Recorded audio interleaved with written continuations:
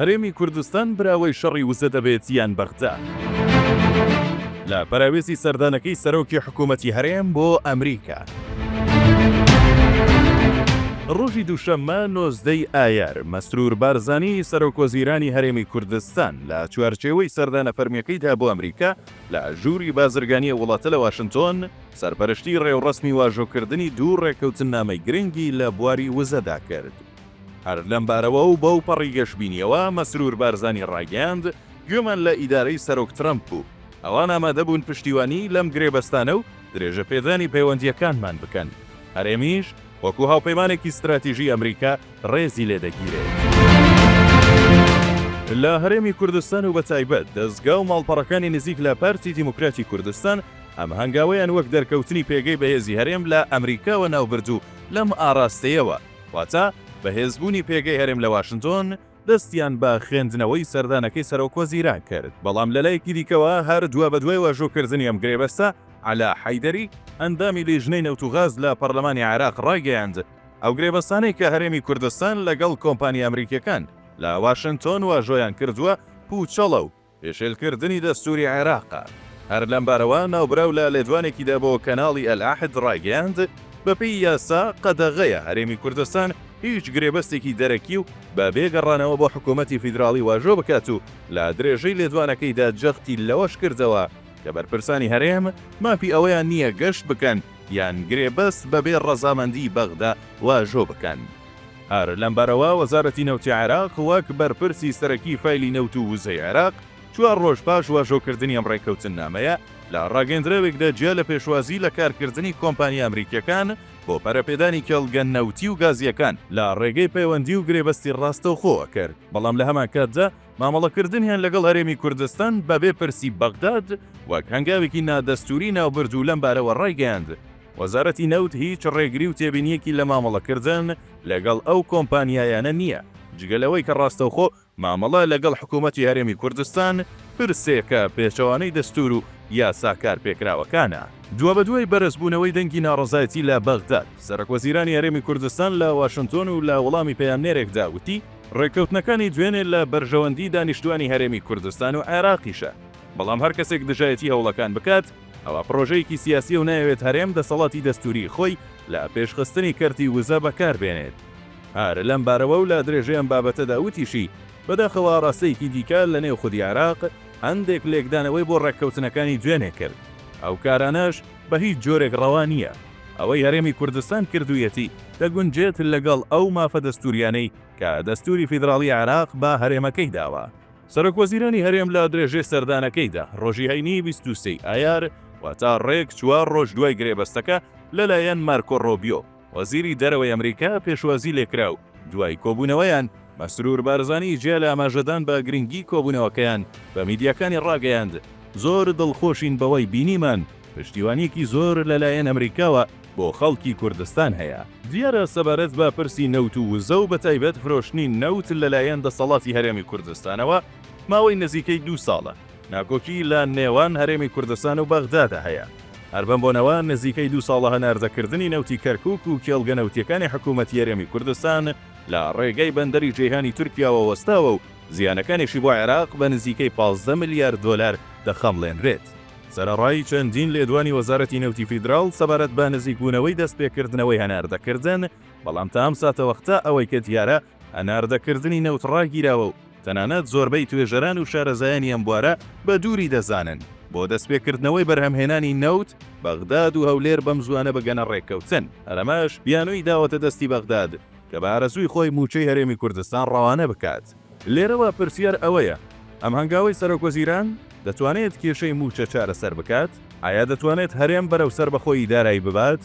یان دەتوانێت پێگەی هەرێم لە دنیادا بەهێز بکات و بەواتایەکی دیکە لەم گەڕەی ناکۆکیدا براوەی سەرەکی هەرێمی کوردستان دەبێت یان بەغداد؟ با ڕەچاوکردنی دۆخی ئێستای هەرێم و پەیوەندیەکانی لەگەڵ بەغداد گرنگتر لەوانەش خەونی سەرۆکوەزیران پێدەچێت مەسرور بارزانی لەم کارە چەندین مەبەستی سەرەکی هەبێت کە دەکرێت ئاماژە بە گرنگترینی ئەم مەبەستانە بکرێت. یەکەم تۆڵەسەندنەوە لە بەغدا. دەمێکە بەغدا بە ئەنقەست لە ناردنی موچە خۆی دەشارێتەوە ئەم لاو ئەولا دەکات و بەردەوام بیان و پاساویش بۆ نەناردن و درەنگ ناردن و کەم ناردنی دەهێنێتەوە. بەگشتی زۆر دەمێکە بەغدا پرسی موچە وە کارت بەکاردێنێت. لەمڕووەوە دوور نییە سەرۆکوەزیرانی هەرێمی کوردستان ویست بێتی بەم کارە پەیامێکی ناڕاستەوخوا ڕاستەی بەغداد بکات. ئەگەر هەرێم بیەوێت دەتوانێت بێگەڕانەوە بۆ بەغداد زۆر کار بکات. کەواتە بەغداد یان دەبێت موچە ڕەوانە بکات یان ئەوەی بە تەنیایی و لە ڕێگەی ئەم گرێبەستانە و پەرەپێدان بەم گرێبەستانە هەرێم بەرەو سەربەخۆیی دارایی هەنگاوی کارامە و جددی هەڵدەگرێت. دووەم، وەک گەرانتی سەیری ئەم گرێبەستە دەکرێت. واتە سەرۆکوەزیران و دەسەڵاتی هەرێم با ڕەچاوکردنی دۆخی شپرز و شڵەژاوی ناوچەکە و تەنانەت ئەگەری بیرۆکەی بەغداد بۆ داماڵینی دەسەڵاتی هەرێم لە داهاتوودا بیریان لەوە کردبێتەوە. ئامادەبوونی کۆمپانیای نەوتوغازی ئەمریکی لە هەرێم دەکرێت گەرانتی ئاسایشی هەرێم و تەنانەت نیمچە سەربەخۆیی هەرێم بێت. لەمبارەوە ئەم هەنگاوە دەکرێت وە گەرانتی ئاسایش و پاراستنی هەرێم لە بەرامبەر بەغدا و نەیارانی هەرێم سەیر بکرێت.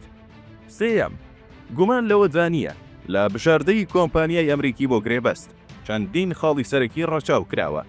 یەکەمیان، لە ئێستادا ئیدارەی ترامپ هێزی باڵادەستە و دەتوانێت چی بوێت جێبەجێ بکات.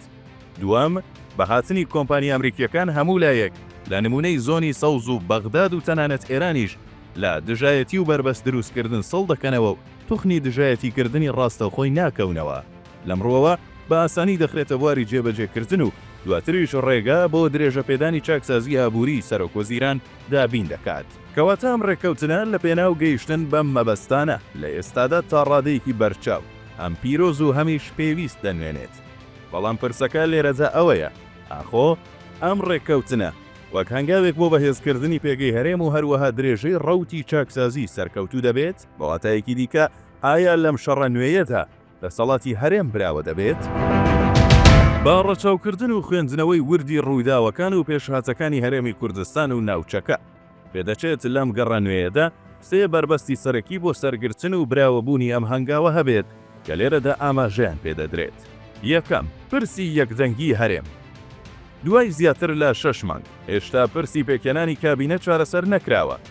هێشتا پەرلەمان دەستی بەکارەکانی نەکردووە.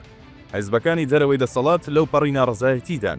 بە دڵنیاییەوە ئەمە خۆی دەتوانێت وەک پاژنە ئاخیری ئەم ڕێککەوتنە سیر بکرێت، چونکە حیزبەکانی دەرەوە دەتوانن بانگەشەی ئەوە بکەن کە ئەم هەنگاوە بێگەڕانەوە بۆ ئەوان و بۆ پەرلەمان نراوە.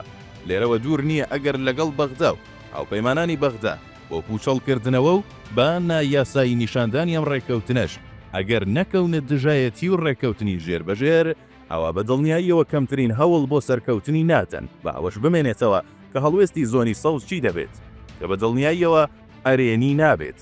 بۆیە تا پرسی یەکدەنگی و یەکڕێزی حیزبی لە بواری پرسە استراتیژیەکاندا چارەسەر نەکرێت و پەرلەمان کارە نەکرێتەوە سەرکەوتنی ئەم هەنگاوانە لاواز و پڕ لە ئەگەر دەبێت. دووەم، پرسی ئاشتەوایی. دەمێکە خەڵکی هەرێمی کوردستان لە ئەدای ئیدارەدانی هەرێم ناڕازیە و مەترسی ئەوەش هەیە کە حەز و مەیلی خەڵک بەرەو دەسەڵاتی هەرێم لە ئاوابووندا بێت. ئەمە لە حاڵێکدا کە سەرڕای ڕاوبۆچوونی دەسەڵاتدارانی حیزبی هەرێم ڕازی سەرەکی بەهێزبوونی پێگەی هەرێم نەک ڕێککەوتنە لەگەڵ واشنتۆن و مسکۆ و تاران و بەغدا، بەڵکو ڕێککەوتنە لەگەڵ خەڵکی هەرێمی کوردستان و بەدەستهێنانی ڕەزامەندی خەڵکی هەرێمی کوردستانە. ئەم ڕێککەوتنەش بەر مەبنای ئاشتەوایی دەسەڵاتی هەرێم و خەڵکی هەرێم نییە. بە دڵنیاییەوە ئەمەش بەدەست نایەت مەگەر لە ڕێگای دادگەری کۆمەڵایەتی نەبێت. دادگەریش بەدی نایەت مەگەر لە ڕێگای نەمانی گەنجەڵی تێپەڕبوون لە ئەدای حیزبی، شەفافکردنی پرسی نەوت و غاز و داهاتە سنووریەکان، هەروەها کەمکردنەوەی تەڕاتێنی بەرپرسانی حیزبی لە کاروباری ئابووری و سیاسی هەرێمی کوردستان نەبێت. لەمڕۆوە بە دڵنیاییەوە تا پرسی ئاشتەوایی و دادگەری کۆمەڵایەتی چارەسەر نەکرێت، ئەستەمە کەمترین هەنگاو لە پێناو بەهێزکردنی پێگەی هەرێم وەڵام بداتەوە. سێەم، مامەڵەکردنی دەوڵەتان لەگەڵ دەوڵەتی ناوەندی. دیارە هەرێمی کوردستان لەم بارەوە چەندین ئەزموونی چارەنووسازی هەیە. یەکەم هەوڵیش هەوڵەکانی ئاشتی هەورامی بوو بۆ فرۆشتنی نەوت لە پێناو سەربەخۆیی دارایی هەرێمی کوردستان و هەروەها پرسی کەرکووک و سەربەخۆیی کە لە هەردوو پرسدا ئەمریکا سەرەڕایبوونی بەرژەوەندی بەڵام بێدەنگی لە قازانجی بەغدا هەڵبژارد و لە هەردوو حاڵەتدا کوردی ڕوبەڕووی قەیرانی سیاسی و ئابووری کردەوە.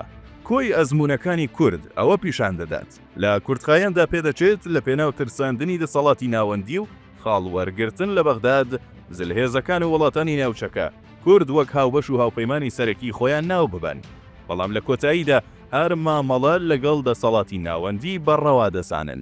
لە ئێستاشدا دوور نییە ئەگەر بەغداد بە ڕژدی لە بەرامبەرام ڕێککەوتنە بۆستێتەوە و ئیمتیازی زۆرتر بە ئەمریکا و ئەو کۆمپانیایانە بدات، واشنتۆن بە ئاسانی لەم ڕێککەوتنەی پاشگەز ببێتەوە و تەنانەت دووریش نییە بەغداد وەک تۆڵەساندنەوە ئەم جارەی ترکارتی موچە بە توندی لە پێناو لاوازکردنی دەسەڵاتی هەرێمی کوردستان و پڕکردنی شەقامەکانی هەرێم لا خەڵکی ناڕازی هەرێم بەکاربێنێت.